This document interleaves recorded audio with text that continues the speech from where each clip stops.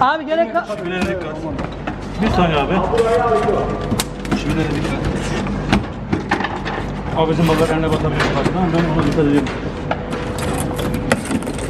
Şimdi birlikte tutup çekelim. Şivilere dikkat edin. Bu şekilde. Bunu Çek abi. indirelim. Hadi şivilere dikkat. Oradan çek abi. Tamam. Evet.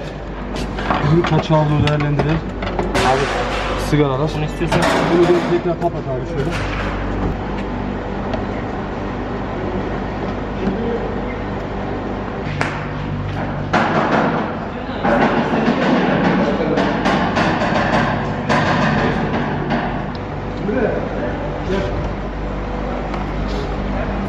Kamyonunuz var mı ya? Evet. Günlük kaç aldığı da